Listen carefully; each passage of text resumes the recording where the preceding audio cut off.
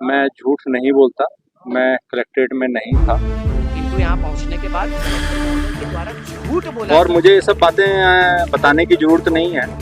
मैं अपना काम जो है वो कर रहा हूँ। ये आप लोगों का काम है चीज़ों को तोड़ मरोड़ कर पेश करना, तो आप करते रहिए। पर कलेक्टर इतने गैर जिम्मेदार व्यक्ति हैं।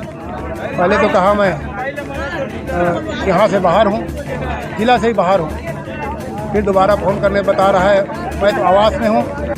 जय हिंद, जय छत्तीसगढ़, जय भारत। आप देख रहे हैं खबरों के साथी बीएमटी न्यूज और मैं हूं गोविंद दास। मानिकपुरी खबर बेमेतरा जिला से नहीं हुआ है।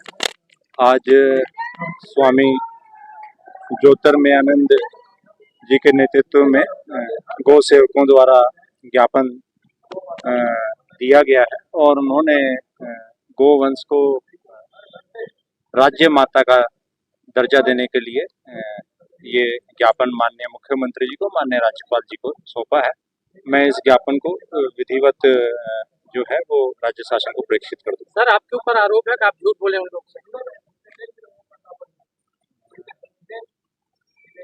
मैं झूठ नहीं बोलता। मैं कलेक्ट्रेट में नहीं था और बहुत सारी चीजें हैं जो आप लोगों को पता है, लेकिन कई बार क्या होता है कि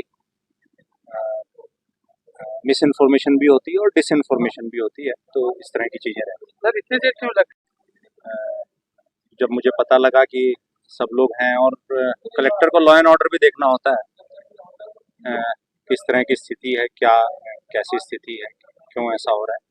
हमारे एडीएम, हमारे एसडीएम, हमारे एसपी साहब को सब लोग यहाँ थे, तो इस तरह की कोई बात नहीं है। ये आप लोगों का काम है चीज़ों को तोड़ मरोड़ कर पेश करना, तो आप करते रहिए, वो विषय नहीं है। सर, घंटों सड़क जाम था, आखिर इसकी जिम्मेदारी कौन है? कई लोग प्रभावित हो रहे हैं। आपका जो लोग जाम लगाए हुए थे, आप उनसे सवाल पूछेंगे तो ज्यादा बेहतर रहेगा। सर, मीडिया तोड़ वजह नहीं आना बता रहे हैं जी, आपका समय पे नहीं आने की वजह से चक्का जाम करना बता रहे हैं उनको। नहीं, मुझे और भी बहुत सारे काम रहते हैं। मुझे आपने कहा मीडिया तोड़ मरोड़ की बात करती है, मीडिया किस तरह से तोड़ मरोड़ करती है बताएं। वो आप लोग बताइए। आप लोग बोल रहे हैं कि मैं, हाँ, मैं, आपने बोला ना कि मैं झूठ बोल रहा हूँ, तो मैं झूठ, मेरी माता जी की हार्ट सर्जरी हुई है, अगर आपको ना पता हो तो। हम लोग गौ माता को राज्य माता घोषित कराने के लिए ज्ञापन देने के लिए मुख्यमंत्री और राज्यपाल के नाम कलेक्टर भवन तक के पैदल चल कर के हम लोग आए थे। हजारों लोग गौ भक्त हैं, उनके साथ में वो लोग इच्छा मृत्यु का पत्र लेकर के आए हैं। पहले भी 15 दिन पहले वो लोग इच्छा मृत्यु के लिए कलेक्टर को दे चुके हैं, उनका अभी तक के जवाब नहीं आया है। उसी को एक तरह से रिमाइंडर और गौ माता को राज्य माता घोषित कराने के लिए पत्र देने के लिए, पर कलेक्टर इतने गैर जिम्मेदार व्यक्ति हैं। पहले तो कहा मैं यहाँ से बाहर हूँ, जिला से ही बाहर हूँ, फिर दोबारा फ़ोन करने बता रहा है मैं तो आवास में हूँ और माँ का तबीयत ख़राब है, मैं ले करके जाना चाहता हूँ और मैं नहीं आ सकता चाहे जो हो जाए। तो इतने गैर जिम्मेदाराना, जो इतने लोग इच्छा मृत्यु के लिए 15 दिन पहले आकर के दे चुके हैं पत्र, उसके बाद फिर हजारों की संख्या में कई ज़िले के लोग आए हुए हैं, और इतना गैर जिम्मेदाराना कलेक्टर जो जिला के प्रमुख होते हैं, पूरे जिला की जिम्मेदारी जिनके ऊपर होती है, वो एक तरह के यहाँ के राजा होते हैं। और बार बार पिछले बार भी आए थे लोग, राज्य माता की जब मांग रहे थे तो गौ पशु पशु पशु ये उनके मुख से बार बार निकल रहा था, तो उससे सिद्ध होता है तो इस बात को ऊपर तक के पहुँचाना नहीं चाहते। और ऐसी गैर जिम्मेदारी कलेक्टर को, उनको लगता रहने का अधिकार नहीं है। ऐसे लोगों को रखना ही नहीं चाहिए जो इतने लोगों की भावना को न समझे। 2 मिनट आना है, आकर के देखना है गौ माता जो कैसे एक्सीडेंट हो रहा है, उनको लेकर के लोग गौ भक्त आए हुए हैं। और नहीं थे तो कोई बात नहीं, हम लोग भी जानते हैं कि तबीयत खराब हो जाता है, बाहर रहते हैं, पर झूठ बोलना तो महापाप की श्रेणी में आता है। रह करके झूठ बोल रहे हैं तो ये उचित नहीं है और कलेक्टर को ऐसा नहीं करना चाहिए, और ऐसा कर रहा है तो ये क्या जिला संभालेंगे?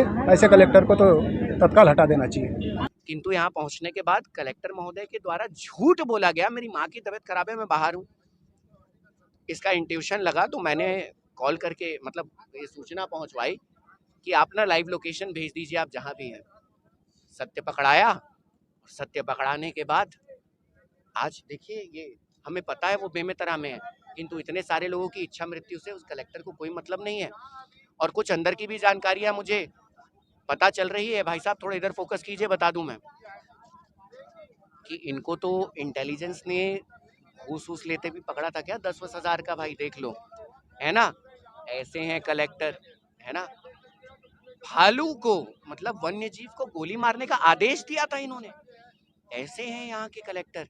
अब ये पता चलने के बाद तो अब तो वाकई में तो बिना उनके आए तो हटने का सवाल ही नहीं उठता।